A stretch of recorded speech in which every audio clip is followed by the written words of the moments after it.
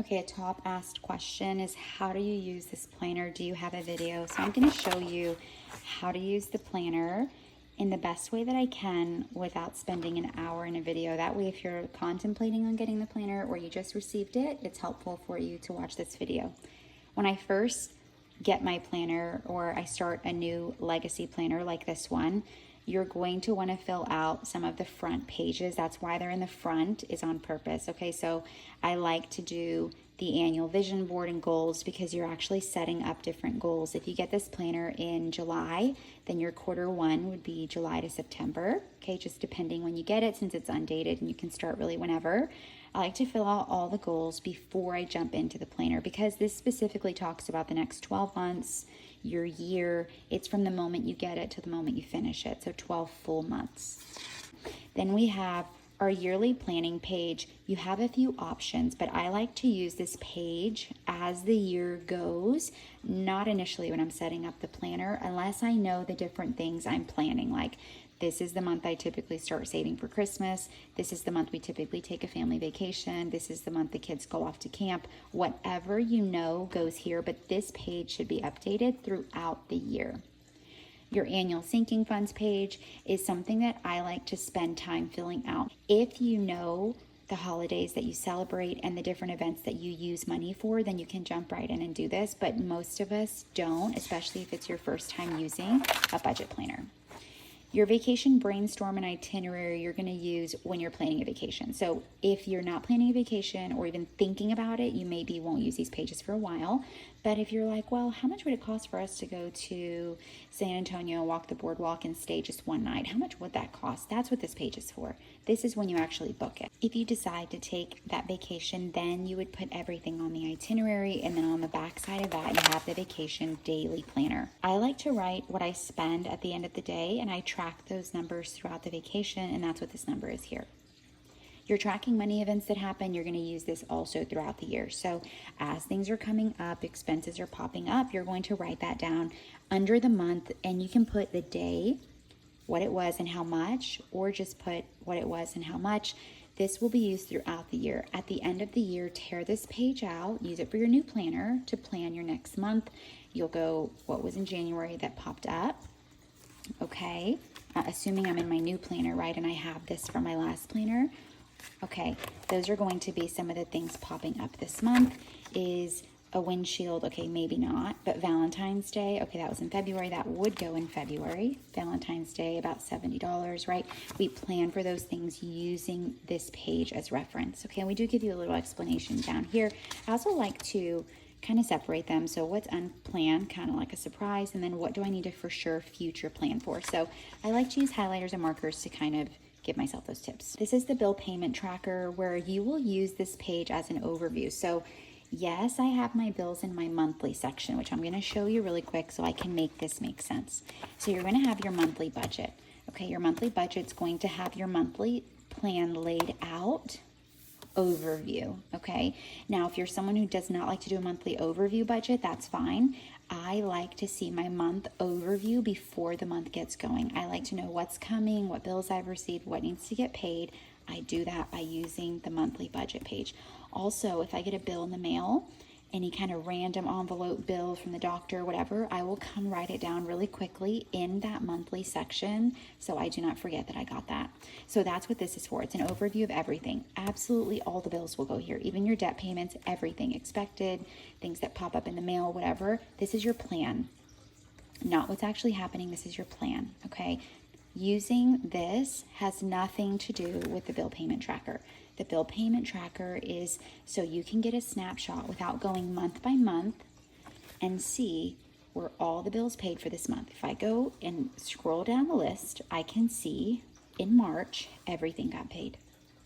Okay, now typically I like to do this towards the end of the month. I'll go back and look and see, okay, yes, everything got paid, that was 40, that was 30, right? Write everything down, and then I know this month's bills are done. That's how I use the bill payment tracker. Now, inside of my monthly budget, this is my plan for the month, right? You are then going to use the paycheck planners to actually plan each dollar. So this is the plan for the month, right? Now I'm going to say, okay, checks here. Where is it going? What am I doing? Tracking those expenses in that paycheck. All of this is going to be totaled at the end of the month. So you're only as good as your records or as your tracking, right? So this is going to all be tracked. You're going to be tracking what's actually getting spent, tracking your categories, right? So you can keep up with these categories based on your spending. If it says fuel, those are connected to this budget, right? So then these numbers, you're going to total at the end of all your paychecks, right? What did you actually spend in fuel for this paycheck, for this paycheck, for this paycheck? You have 5 paychecks every single month that you can use. And each paycheck, you're going to total up what you actually spent for each of those categories based on what you tracked, right? And then on your monthly budget, you'll say, okay, my fuel, I budgeted $300 and I spent what? At the end of the month, you're going to tally up all those actuals from your expenses per paycheck and give yourself an actual for the month. This is to track the monthly bills. Nothing's getting missed. I have once totally forgot a bill because I was in between due dates and it somehow got slipped through, and then I got an email. I'm like, wait, what? And I missed it. Okay, so that's what this is for. It's an overview. That is for a whole year. Then you have your everything I owe. The everything I owe is going to be where you list all of your debt on one page when you first get the planner. So as of what date? Now, if you've had this planner for 2 years and you're still in debt, you can choose whether to update it the day you get it and you start your next 12 months or the date you started your journey. Okay, and then how you're feeling, your debt payoff method, your debt-free date, and the total debt amount you started with. That's totally fine. Then you list everything out. Once it's paid off, you check, list your creditors, the balances, the minimum payment, and whose name it's in. You can total these things. You also have a total section over here, but if you like to keep it on one page because you don't have that much debt, you can do that as well. The hearts here represent total debt amount. It doesn't have to be super specific, but I like to have something to track progress. That's what this is for. There's 100 hearts. If I pay off all this debt using 100 hearts, each heart is $330. Okay, now you have your debt pay down trackers, and the way that you would get this number for every single month, so for maybe January or March, right, for this example, in March it was $33,000. What was it in April? Well, in April, I'm just going to come count all my balances, right? Whatever month I'm in. If I just have these 2 debts, I'm going to total these 2 and say, okay, for April, it was $30,000, give or take, $30,000. So I paid off $3,000 from the balance. So I'm going to color in how many hearts, okay? Color those hearts in. Okay, just that simple. Each of these have their own individual tracker, so I can track payments and payoff. Each leaf equals a certain amount of money, and I tell you how many leaves there are and how many puzzle pieces there are. Now you can do a rough number using no interest. If you're like, I like to count interest, I'm very specific, that's fine. Then just calculate how much you paid from balance to balance. So after you paid $800, you log on, it says this is your balance. Okay, well, from the $28,000, you started with $29,000 last time. How much did you pay off? Okay, if you paid off $475, each leaf is $475. You can color in one leaf, okay? You can color code them as well, okay? So totally up to you. And each payment you'll log and you'll update your balances. Really, really detailed stuff. You get 10 of those. Your savings trackers, you get 7. This is where you can track specific savings goals, whether they're long or short term. How much you have in there starting, what's the goal, are you putting away monthly, is it cash or digital, and you put every time money moves in and out and the balance. Now this percentage is super easy to calculate, so don't let it make you nervous. Okay, so all you do is take your goal and you multiply it by 5%. Now if you have a calculator that has the percentage symbol, that's great, but like this one doesn't. So we're going to say the goal is 9,000 times 5% would just be 0.05. So each 5% is $450. So $450 here, add $450 here, add $450 here because it goes up by 5%, okay? Now, some calculators have the percentage, and you can just put 9,000 times 80% sign. It'll give you the number. 9,000 times 85% sign. It'll give you the number. Either way. And you color in according to the goal. If you take money out, like let's say you're buying the down payment to Gabby's car, and she's like, well, I want to get seat cushions out of that budget. Okay, and you take out like $100. You still keep coloring into the original 9,000. Then we have savings challenges. I like to, at the very beginning when I get my planner, pick the challenges I'm doing because there's 4 in here. So you have, well, technically 5. So you have 2 on this, but it's Christmas, a 52-week, a $500, and the 100 envelope. So a little bit more like beginner, intermediate, advanced, okay? So I like to pick my challenges, and then I will just make sure every paycheck I'm coming in here and working on it, okay? So which ones am I saving for? What am I working towards? Color them in. I like to use stickers. I like to color in. I like to be motivated doing this, okay? Each week one, we just did a check, but somebody was like, I write the dates, I highlight. So we just kind of showed you can do really different things. Here's a running balance if you like to keep up with what's in your envelope or in your checking account for this specific goal. You can keep a running balance of that. 100 envelope challenge, you can just color them in or color them in and put the date on top. You have your pay later trackers where you can pay your after pays and stuff like that. So it's pay in blank because it could be 6 payments, 4 payments, 12 payments, whatever. It's just your pay laters. Now you can put the lender name, how much the purchase amount was for, how many payments you agreed to, how much and when, what store, what did you buy, if there's interest. This little payoff wheel you can just color in as you're making payments. There's enough for 8 payments on here, but you can also break it down to 4 payments, anything under 8 payments. If it's more than 8 payments, you're just going to have to use half, a quarter, whatever. You write down the whole schedule, and then every time you're making those payments, you check amount where you paid it from. Okay, that's a card number or a checking account number, whatever. Notes go down here. You can color in payoff and color in the payoff wheel when it's paid. You get 6 of those. Your password keeper, really simple. Your subscription tracker, you fill this in when you first get the planner, okay? So when you first get the planner, this is something you're gonna fill out to figure out what do you need to keep and what are you ditching. So fill everything out. What's the due date? How much? Does it renew monthly, quarterly, or yearly? Does it auto renew? Any kind of notes you have here. You shouldn't fill this out all the time. This should just be when you're setting up your planner.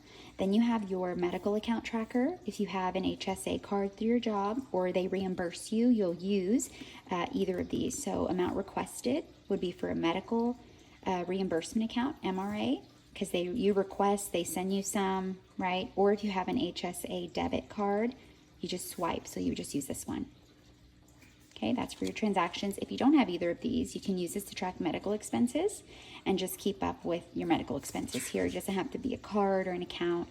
Just track your medical expenses. I do, and you can just make it work how it works for you. You're planning holiday gifts. I like to first set a gift budget. I basically give myself kind of like a corral to run in, right? So I give myself a budget first and a decor budget, total budget. Okay, then I start breaking it down. Who's getting what? What do I think? What did I actually get them? How much did I actually save or spend over? Are they done? 2 pages of that. Fill this out around like March, February, so you can start saving for it. The annual account balance trackers, you get 2 of them. Multiple things this can be used for, okay? Side hustles. Somebody was like, oh, you can do side hustles. What you got every month for side hustles. Somebody was getting income for a roommate, so all the money he gives for these things, right? What date did he give and how much? You can also track your credit score. All your debts can go up here and track the balances every month. So many options. We give you ideas down here, but really the opportunities with that page are pretty wide.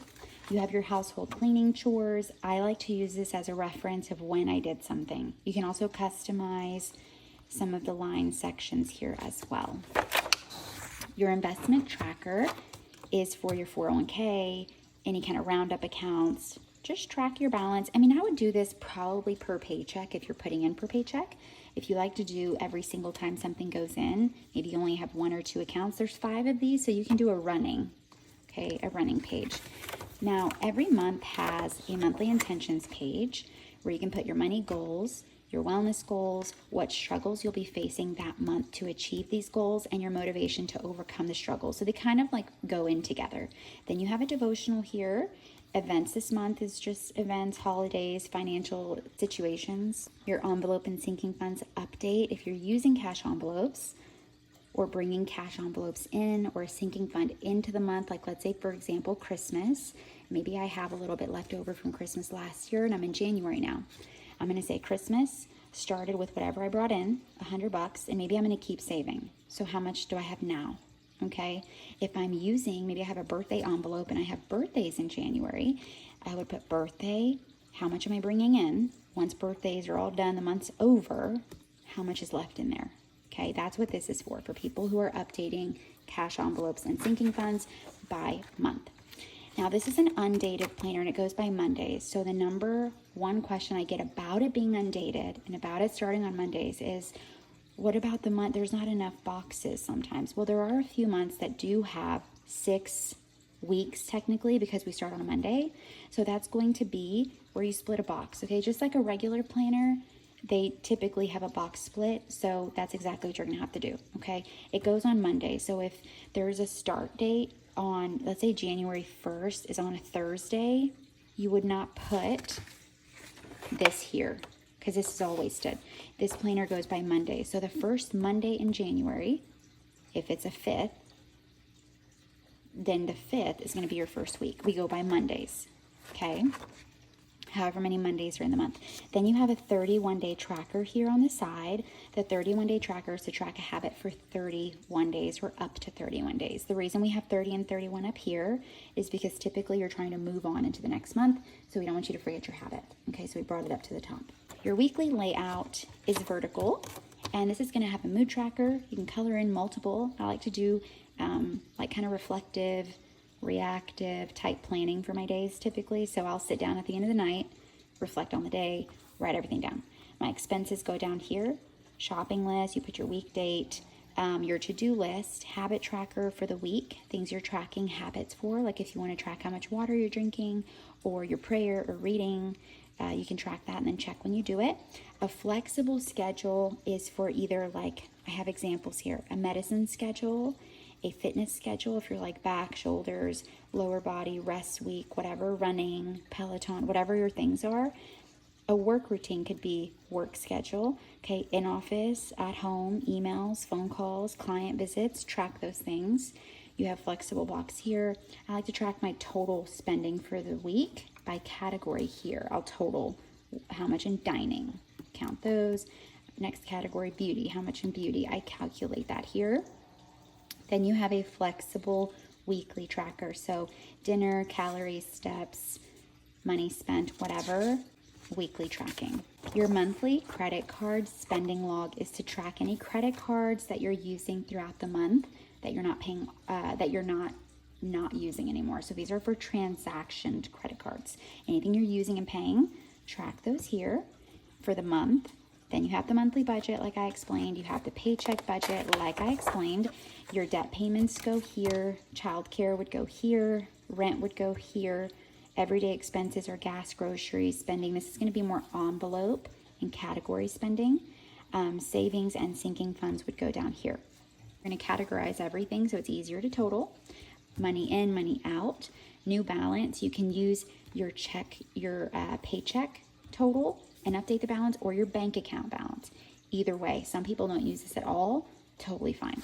Spending by categories where you can isolate specific transactions. So if you're like, there's no way I'm spending that much on Amazon, I need to figure out what I'm spending. You'll put online or Amazon, whatever, track every single transaction, give yourself a budget, every single transaction and how much is left in that category, and you can put a note for each transaction. 4 of those a month with all of those spending categories, how much you budgeted for the month, how much you actually spent. This is a snapshot, but if you're like, I really use my monthly budget for that overview, then you don't have to use this. This is just a 1-pager. So you have everything you spent, your investments, your debt, your credit score, your savings. What are you proud of? What do you need to work on? How are you feeling? Up here, you can put any kind of notes or sticker dump. I like to put, like, if I had a transaction that I needed a refund, I got a credit, I used this, that, I would write notes here. You have one every month, so don't feel like, oh, that's not worthy for this box. Use it, okay, for something that you need to remember at the end of the month. Like, I'm waiting on a credit, they're going to bill me later, whatever. Write that down. That is how I would use the Legacy Edition Budget Planner. I hope you enjoyed this video. Any questions, let me know in the comments, and I'm happy to answer. I'll see you guys next time. Bye.